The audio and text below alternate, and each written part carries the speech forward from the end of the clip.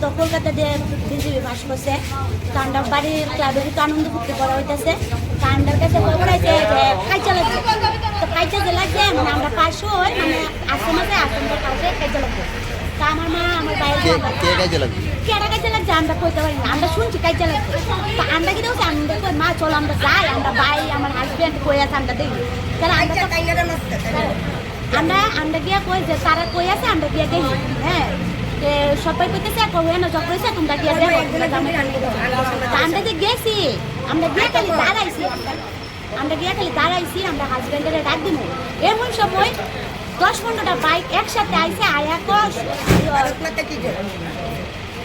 সেটা সহদেবের ক্যাডাম আছে, এ কথা আইই ফ্লেক্স নিয়েছে, বাইকের মধ্যে ফ্লেক্স ছিল, ফ্লেক্সের টান দিয়ে সিরা পাও দিয়া বাস দিয়া ডাইরেক্ট এনো বাড়ি মারছে। আমার হাজব্যান্ডের মারধর করতেছে, আমার বাইরে মারধর করতেছে। কই নিও ইও জায়গাটার নামটা নাকি তা গুঞ্জিয়ে দিলানি, দেবগত বিশ্বাস নাম ছিল, আর মন্ডল প্রেসিডেন্ট তাইনের শুধু চিনি। আর কারুরে আমরা তো গুঞ্জিয়ে দিলাম তাইনের মুখ চিনি, তাইনে একটা পদে যে কোনো পদ আছে দেবগত বিশ্বাস, তাইনের নামটা জানি, কারণ আমরা মোবাইলে দেখি, তাইনে চিনি। আর বাকি স্যার কারোর নাম আমি কইতে পারবো না, যারা পুরুষ লোকের নাম তো আমি জানি, কিন্তু তাইরে চিনি। সহদেব একজন আর দেবগত বিশ্বাস। তাইনের পরে পিস্তল ছিল, আন্ডার কাউন্সিলরও আইছে, আন্ডার কাউন্সিলরে সুন্দর করে কথা কইয়া গেছে গা, কিন্তু তারা সামনে দেবগত বিশ্বাস আইছে, তারা সামনে আমার মাধ্যমে বসে তাইনি। এটা তো মন্ডল প্রেসিডেন্ট মনে করো, তাইনি মঞ্জুরা টিলার আন্ডারলাইনও তো কালীপথ তাইনের সিনি হেরারে দিকে দেবগত বিশ্বাস, তাইনের পকেটে দেবগত বিশ্বাসের পকেটে না।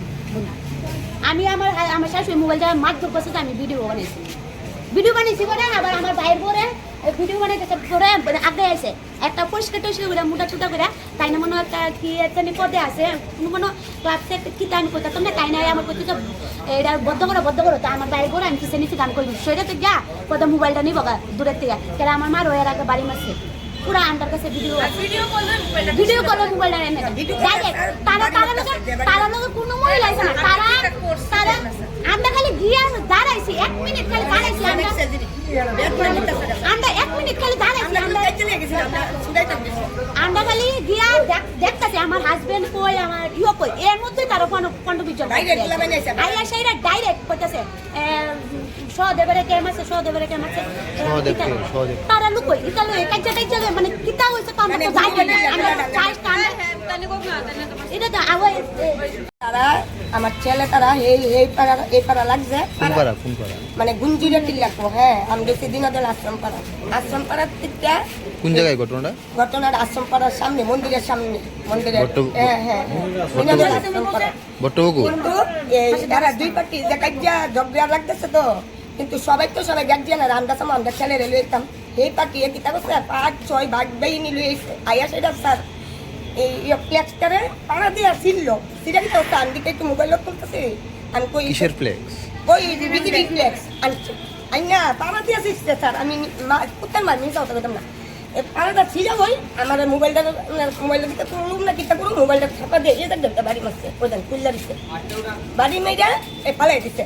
এরপরে আমার বইনপুত্রের বউ আছে না, বইনপুত্রের বউরও চল মারছে, আরেকজন আছে চল মারছে গালের ভিতরে, এই লোক 2জনের মারছে, আর আমার বোন তুই ওরে মারছে না, বোনজিরও মারছে না, এই 2জনের মারছে। আর আমরা তো মানে সুরাই আনতাম যাবো, ঠিক না, আমরা তো যাবোই, কিন্তু হেরার লগে একটা মেয়ে লোক হয়েছে না, মানে হেরা পুরা সন্ত্রাসের মতো ঘটনা পুরা বিশ্বাস করিয়া হেরাও গেছে, হেরা লইছে ফোন করে তো জানি না, কিন্তু আমি সরকারি জিনিস,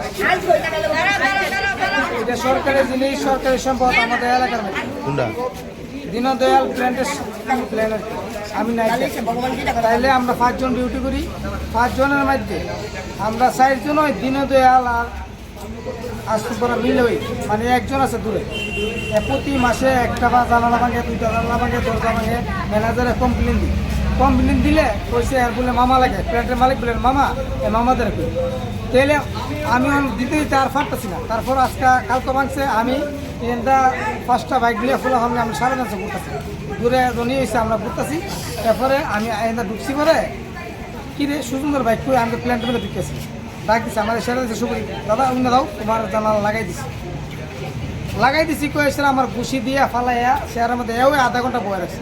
ফুল আমার তোর বিচারে ফালে না ফাইয়া এরপরে আমার বাইকটা দেখছে এর ভিতরে এরপরে ঢুকছে ঢুকে আমি শেয়ারের মধ্যে অজ্ঞা এরপর ফুল আমার চিন্তা করছে আমি এটা বুঝতে না অজ্ঞান আসতাম। আপনার মারার কারণ কি?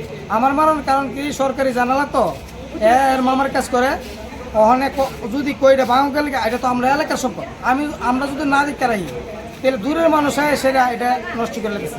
আমরা যে 5 জন আছি 5 জনের মধ্যে 4 জনই কোনো জিনিস ক্ষতি করি না, এটা তো আমরা এলাকার সম্পদ আমরা ক্ষতি করি না। কিন্তু এরা তো লাগলে ভেঙে না তা আমরা এলাকার সম্পদ আমরা দেখতে রাখতাম না, এটা গভর্নমেন্ট জিনিস হয়ে আমরা তো বাংশে সবুজ এর বাড়ি ওই কইছেন অনেক দূরে আমি ডিউটি করি আমরা মানে 5 জনের মধ্যে একজন এও ডিউটি করে। আপনার জিগাইছিলেন নি কেলিগা ভাঙে জাগাল? আমি জিগাইছি কিছু দল লই ভেঙে এরপরে ম্যানেজারে দিয়ে কমপ্লেন দেওয়া হয়েছি, ম্যানেজারও এরা কালকে তারিখে দাসু আমার কইছে সুজন তুমি আর কেস কিছু করো না করো না তোমার এক পয়সা লাগাই দিই। মানে আপনার কি ওই সবুজ লোকের দরবার হয়েছে? সবুজের সাথে আমার দরকার আমি সবুজতে আমার ডাক দিচ্ছে আমি তো নাই করতেছি আমার ডাক দিচ্ছে এইদিকে তোমার জানালা তোমার লাগাই দিছি কয়েছিরা আমার সে আরো বয়সে 2-3 ঘুষি মারছে আমি 1 ঘন্টা অজ্ঞান ফুল আমার তো আমার বিচার রাখা। কোন ফুলা ভাই? আমি যে ফুল আমার সাথে ঘুরতে আসছি যে এই ফুল আমার তার বিচারে পাইতেছে। এরপরে তারা কিনে সুজন তো এইটার ভিতরে ঢুকতে পারে এটা তো ডিউটি করে আজকে গিয়েছে গিয়া এরা নিজেরা দেখছে অজ্ঞান হয়ে দিচ্ছে অজ্ঞান অবস্থা। এখন কি আপনি মামলা করবেন এই বিষয়ে? অনে স্যার মামলা স্যার কাছে জিবি রেফার করছে মামলা তো করতে মামলা স্যার তো কোনো গতি নাই। এরপরে গভর্নমেন্ট চিন্তা করবো কী করেন যা। নাম? আমার নাম সুজন দাস, বাড়ি দিনদয়াল আশ্রমপাড়া। খুব কষ্ট করে চলি, একটা ছেলে আছে একটা মেয়ে আছে, গরম সিঙ্গারা বেশি এক দেয় গরম সিঙ্গার নামে সবাই ছিল।